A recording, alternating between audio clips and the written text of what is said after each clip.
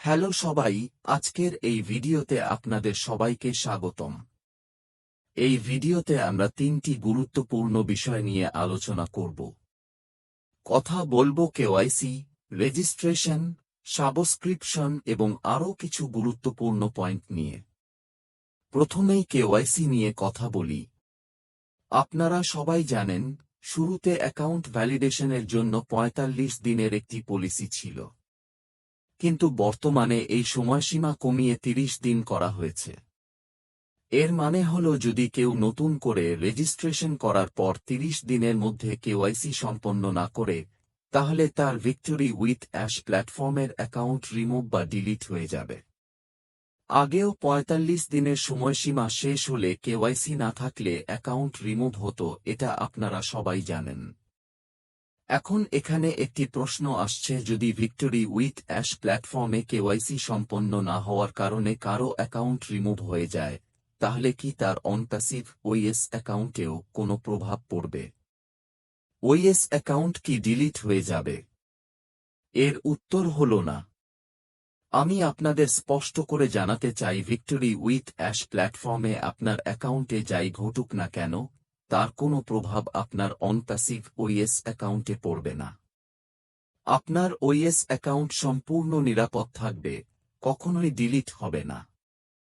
আবারও বলছি, যদি কেওয়াইসি সম্পন্ন না হওয়ার কারণে কারো victory with Ash account remove হয়ে যায়, তবুও তার ওএস অ্যাকাউন্টে কোনো প্রভাব পড়বে না। এর কারণ হল এই দুটি প্ল্যাটফর্ম সম্পূর্ণ আলাদা। একটির সঙ্গে আরেকটির কোনো সম্পর্ক নেই।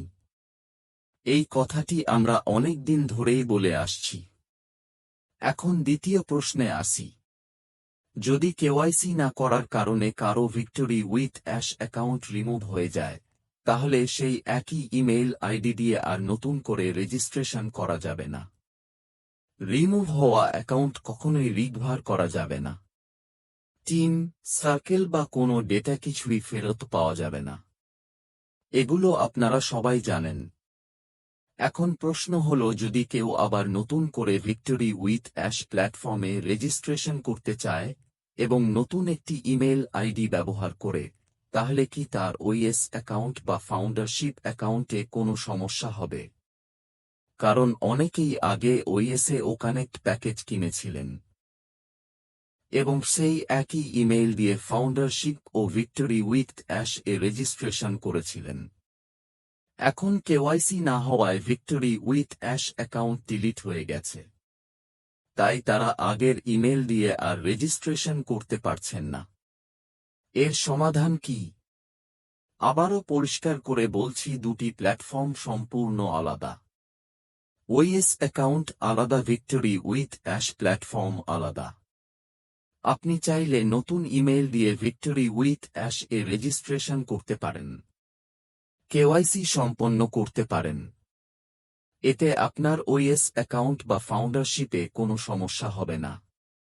যদি কারো পুরনো ইমেইল এখনও ব্যবহারযোগ্য থাকে এবং আগে ভিক্টোরি উইথ অ্যাশ এ রেজিস্ট্রেশন না হয়ে থাকে, তাহলে সেটাও ব্যবহার করা যাবে।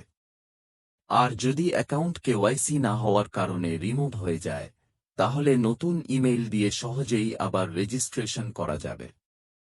এতে কোনো সমস্যা নেই। ওএস অ্যাকাউন্ট সম্পূর্ণ নিরাপদ থাকবে।